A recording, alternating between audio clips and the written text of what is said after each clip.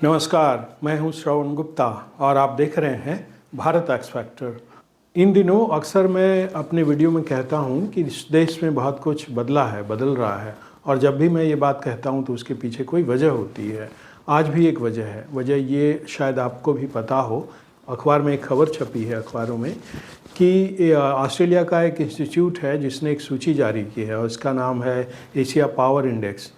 इस इंडेक्स में मतलब इस सूची में इसने जो है भारत को तीसरी सबसे बड़ी ताकत बताया है अमेरिका और चीन के बाद, और हमने जो है रसिया और जापान जैसे देश को भी पीछे छोड़ दिया है। लेकिन मैं जो कहना चाह रहा हूँ कि कैसे सब कुछ बदल रहा है इस देश में, वो दरअसल इसी से बहुत कुछ जुड़ा है। ताकत की बात हो रही है तो ये ताकत तो दुनिया ने देखी इस इंडेक्स के जरिए, लेकिन ये ताकत अंदर कैसे रिफ्लेक्ट हो रही है, मतलब हमारे देश के अंदर कैसे रिफ्लेक्ट हो रही है, वो भी आप इन दिनों देख रहे होंगे। जैसे अभी ही प्राइम मिनिस्टर नरेंद्र मोदी ने उडुपी में ये बात कही कि भारत जो है अपने नागरिकों की रक्षा के लिए किसी भी हद तक जा सकता है। मतलब पहले जैसी ढिलाई नहीं होती कि किसी ने हमारे लोगों को मारा और हम जो है हाथ बांधकर खड़े रहे, देखते रहे। अब ऐसा नहीं होता। तो ये ताकत की बात है जो इस देश का मुखिया बतौर प्रधानमंत्री जो है अपने लोगों को ही बता रहा है और सारी दुनिया को ही बता रहा है। अब आते हैं और अंदर, जैसे कि इलेक्शन कमीशन को देख लीजिए। मतलब एक संवैधानिक संस्था है, इस पर महीनों से इतना दबाव डाला जा रहा है और इसकी शुरुआत जो है हुई है, वो पहले तो ईवीएम था, लेकिन हाल के दिनों में इसकी शुरुआत हुई बिहार के में जो एसआईआर हुआ उस पर बहुत बवेला मचा, बहुत शोर मचा। पार्टियां सुप्रीम कोर्ट गईं, लेकिन सुप्रीम कोर्ट में जो इस पर सुनवाई हुई, मोटे तौर पर सुप्रीम कोर्ट ने जो है चुनाव आयोग को हरी झंडी दे दी। और हरी झंडी देना क्या है, जो भी खामियां बताई गई थी विपक्ष के द्वारा उसमें से कोई भी जो है सही नहीं पाई गई। तो चुनाव आयोग ने खुद कहा कि भाई ये हमें मैंडेट मिला हुआ है एसआईआर करवाने का। तो लगा था कि एसआईआर के बाद जो है, ये बिहार एसआईआर के बाद ये मामला थम जाएगा, लेकिन ये थमा नहीं। भारत चूँकि 12 राज्यों में अब एसआईआर हो रहा है, पश्चिम बंगाल में भी हो रहा है, तमिलनाडु में भी हो रहा है, केरल में भी हो रहा है। चूँकि इन तीनों राज्यों में, असम में भी चुनाव होने हैं वैसे 4 राज्यों में, लेकिन इन तीनों राज्यों में जो है एसआईआर हो रहा है। बाकी के भी राज्यों में हो रहा है। टोटल 12 राज्य हैं जिसमें 3 यूनियन टेरिटरीज़ है। तो ये जो मैं इलेक्शन कमीशन की बात कर रहा हूँ, ताकत की बात से क्यों जोड़ रहा हूँ, क्योंकि इलेक्शन कमीशन पर इतना दबाव पड़ा बिहार वाले मामले में, लेकिन सुप्रीम कोर्ट की हरी झंडी के बाद वो आगे बढ़ा। और ये जब वेस्ट बंगाल में ये एसआईआर शुरू हुआ तो वहाँ जो है सबसे ज़्यादा अभी शोर मचाया गया। बीएलओ की आत्महत्या की बात की गई, बहुत जो है दबाव बनाया गया प्रचार के द्वारा, कैंपेन के द्वारा, जो टीएमसी है वहाँ की पार्टी। और आखिर में जो है कहा कि नहीं, हम मिलना चाहते हैं जो सीईसी हैं ज्ञानेश कुमार, उनसे, उनकी टीम से, मतलब चुनाव आयोग से।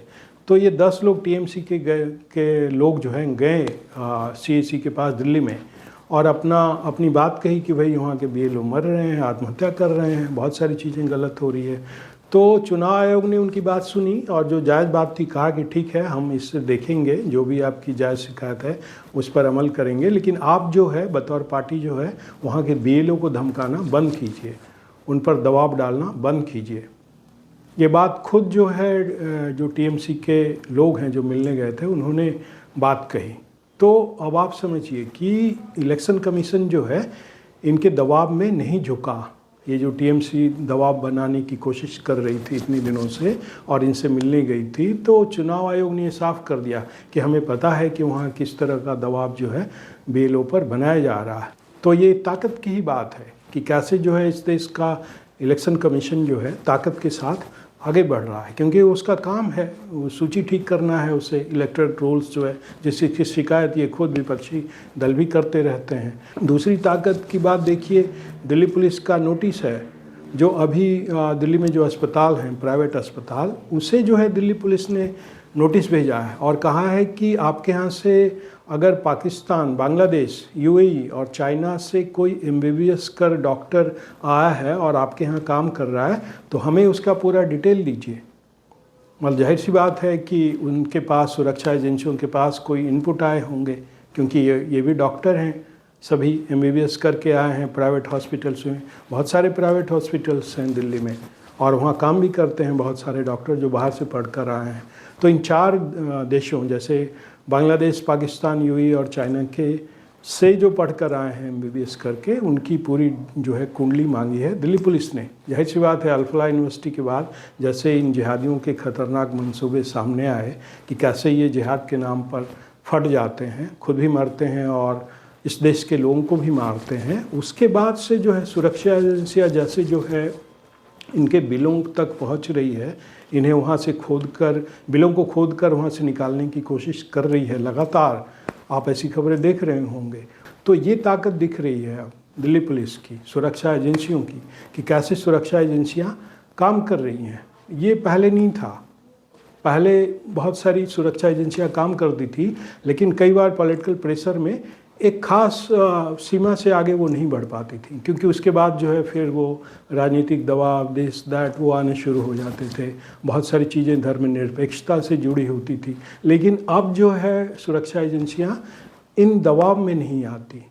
आपको खुद अंदाज़ा आप लगाइए कि कैसे दिल्ली पुलिस ने जो है इन सारे प्राइवेट हॉस्पिटल्स के डॉक्टर्स की जो है कुंडली अब खंगालेगी, जो इन 4 देशों से पढ़ कर आए हैं। तो सोचिए कि सुरक्षा एजेंसियां कितना लंबा सोच रही हैं, कितने दूर तक सोच रही हैं, और वो भी बिना डरे ताकत के साथ आगे बढ़ रही हैं। पहले इस देश में नहीं हुआ ऐसा। अब देखिए, आप नक्सल्स पे आइए, नक्सलियों पर आइए। जब से ये ऑपरेशन चल रहा है नक्सलियों को ख़त्म करने का, कि इनको डेडलाइन दिया हुआ है अमित शाह ने, जो होम मिनिस्टर हैं इस देश के, कि भाई 31 मार्च तक जो है नक्सलवाद को और नक्सलियों को ख़त्म करना है, उन्हें मिटाना है इस देश से, उनकी जड़ों को जो है उखाड़ कर फेंक देना है। उसके बाद से जो है तमाम नक्सली मारे जा रहे हैं। हिडमा जैसा खूंखार आतंकवादी जो है मारा गया, उसके बाद से हर रोज़ मारे जा रहे हैं। लेकिन इस बीच जो है इन जो नक्सलियों हैं, उनके जो बॉसेज हैं, उन्होंने जो है चिट्ठी लिखकर पहले भेजा कि नहीं, हमें 15 फरवरी तक का समय दीजिए सरेंडर के लिए, और उसके बाद हम करेंगे। सरकार अपना काम करती रही, मतलब सुरक्षा एजेंसियां करती रहीं, वो रुकी नहीं, इनके झांसे में नहीं आई जैसे पहले आ जाती थी सरकारें, और फिर सुरक्षा एजेंसियों को भी अपने कदम पीछे खींचने पड़ते थे। तभी नक्सलवाद इतना लंबा चला। लेकिन सुरक्षा एजेंसियां इस बार नहीं रुकी। फिर एक चिट्ठी आई जिसमें जनवरी का, मेरे ख्याल से 15 जनवरी या 1 जनवरी का डेट दिया गया कि हमें इतना टाइम दे दीजिए। फिर भी सुरक्षा एजेंसियां नहीं रुकी, उन्हें मारना जारी रखा खोज कर, और साथ साथ ये सरेंडर भी कर रहे हैं। तो ये ताकत आप देखिए सुरक्षा एजेंसियों की। तो पहले आप देखिए, इस देश का प्रधानमंत्री जो है सारी दुनिया को कहता है कि नहीं, हम अपने नागरिकों को अब यूं ही छोड़ नहीं सकते, कोई बाहर का आदमी आकर, आतंकवादी आकर उन्हें मार नहीं सकता, हम इसका बदला लेंगे। उसके बाद देखिए फिर ये नक्सल वाला केस कैसे मजबूती के साथ आगे बढ़ रही हैं सुरक्षा एजेंसियां। दिल्ली पुलिस का ये देखिए, अल-फलाह के बाद जो कुछ भी हुआ उसके बाद कैसे काम कर रही है सुरक्षा एजेंसियां, ये देखिए, इसमें भी जो है ये ताकत रिफ्लेक्ट हो रही है। तो ये है ताकत जिसकी मैं बात कर रहा था कि इस देश में बहुत कुछ बदल रहा है। अब देखिए अभी आगे आगे क्या होता है। तो आज के एपिसोड में इतना ही।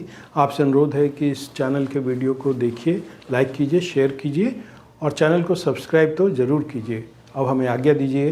नमस्कार।